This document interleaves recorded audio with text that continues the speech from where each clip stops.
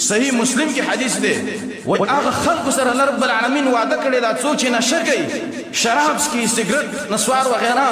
څوک چې نشه کوي په دې خلکو به الله رب العالمین طینة الخبال څکي طینة الخبال څه ته ویل کېږي وایي طینة الخبال چې کله د جهنمینو نه دا کمې وینې زوی وځي او د دغو نه یو ډنډ جوړ شي وایي دې ته طینة الخبال ویل کېږي دا به یوه خټۍ او په هغه خلکو به الله رب العالمین وڅکي څوک چې په دنیا کې نشې کوي شرابونه څکي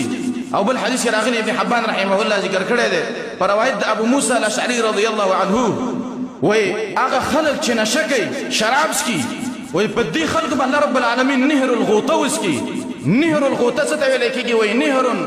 يخرج من فروج المومسات ويؤذي اهل النار وایي نهر الغوطه دې ته ویلی کېږي وایي په دنیا کې چې دا کوم خلکو کم الکان جنکی سړی ښځې دې چې په دې دنیا کې دا کم زیناونه کړي دي وایي په جهنم کې به الله رب العالمین د دغه زناکارو سړو د ښځو د عورتونو نه الله رب العالمین یو قسم اوبه راوباسي چې دا به ډېر بدبوی او الله رب العالمین به په نشهخورو خلکو باندې وڅکي څوک چې نشې کوي په دنیا کې نسوار کوي سګرټ کوي نشه چې څوک کوي د قیامت په ورځ به الله رب العالمین نهر الغوطه وڅکي هغه نهر او هغه اوبه